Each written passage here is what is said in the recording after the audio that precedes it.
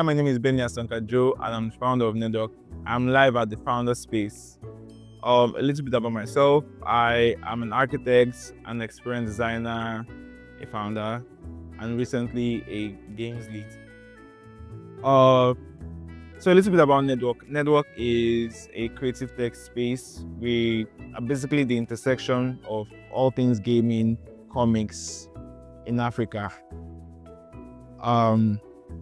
First question: How did community and events become your primary growth engine?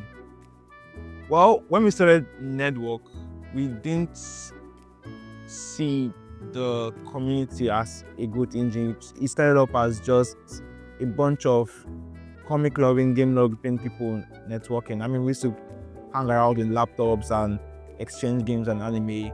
And then what I saw was we were building something that, was fun, was engaging, and something that we could, build something out of. And that's where the name Nerdwork came from, like a bunch of networking. And after all of that, we were like, okay, I figured out that there was a gap in the African markets. I mean, we consume a lot of this content. We consume a lot of this content from all around the world, but there was nothing coming from Africa when it comes to comics and gaming. And I saw that gap and I was like, okay, we need to change that. We have good content creators, we have good game devs, we have good animators, we have good artists. And what happens is that we just keep exporting our artists. We don't create and then export those creations. We just keep exporting these talents outside.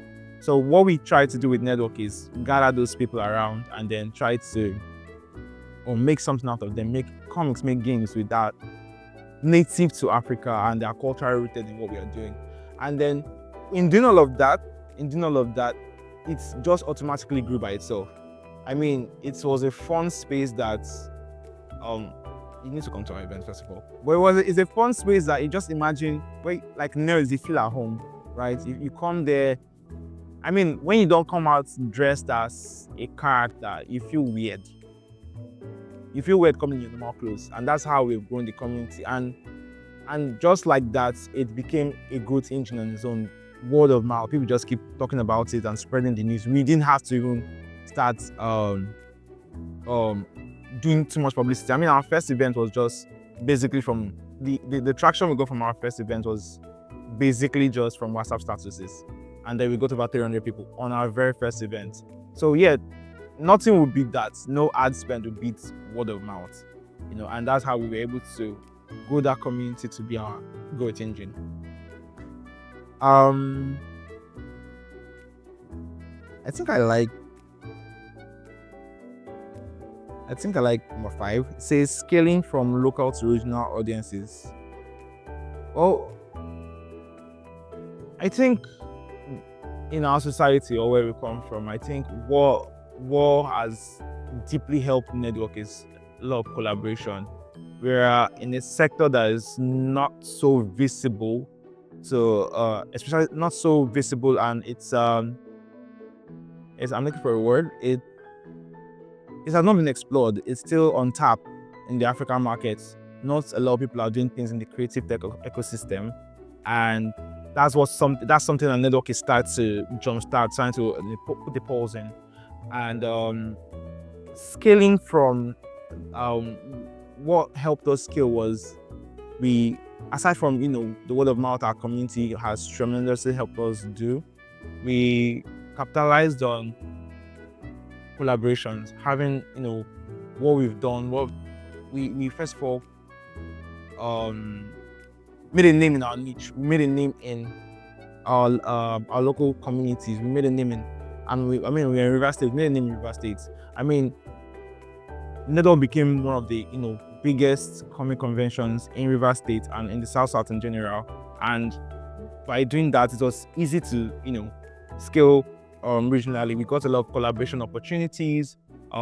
We collab with a few of our influencers that were in other states, so they bring the noise from where we were, from where in River State, and they send out the noise outside. And I mean, there's something that people forget while doing events, right? They forget that the power of post-production. So I mean, you have fun at the event. There's there's a lot of noise in the event and everybody's having fun, but then after that day, what do you do with all those contents, right? So while doing all of this, you need to not just focus on the event, right? Not just focus on the event. You need to focus on how the people that didn't attend the event, or how the general public or the global audience or the regional audience you're trying to reach react to the event. So post-production of your event, or content you're sending out after your event, are also very important.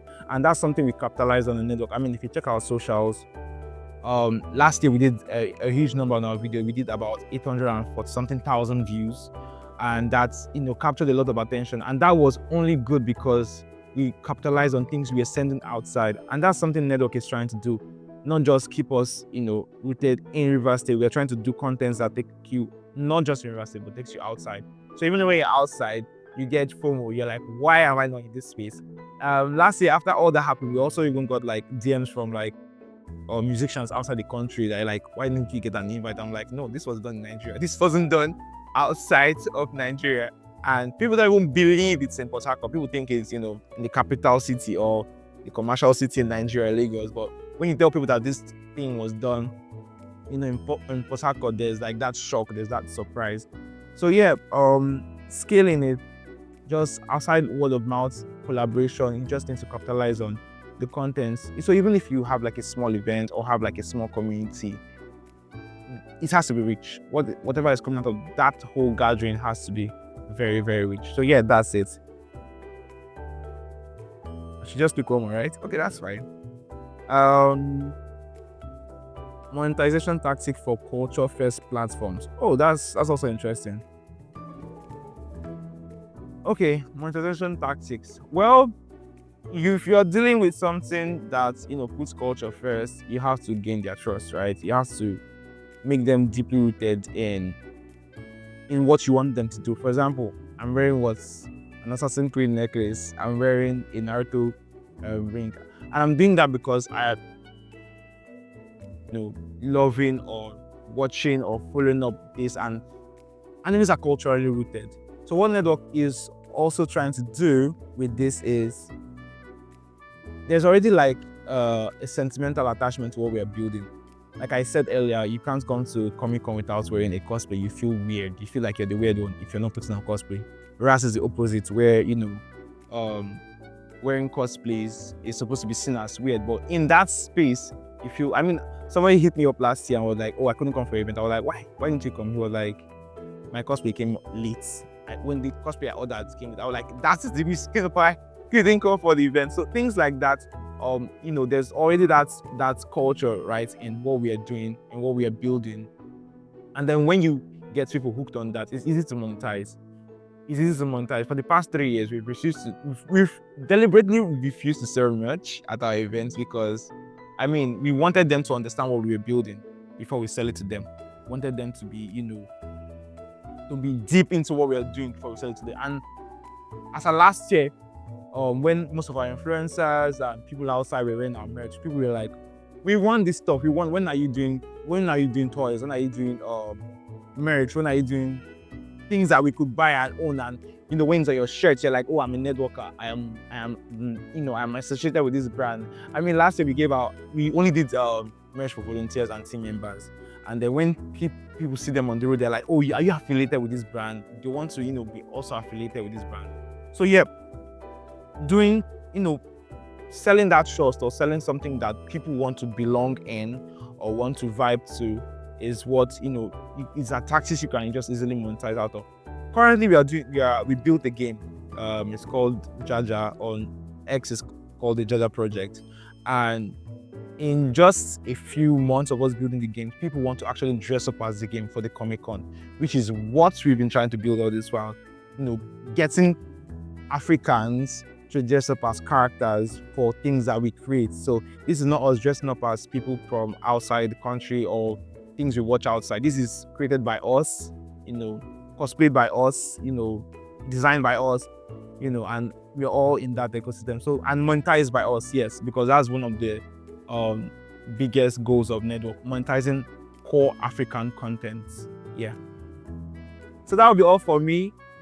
Thank you so much for having me here, and I'm looking forward to more conversation in this space.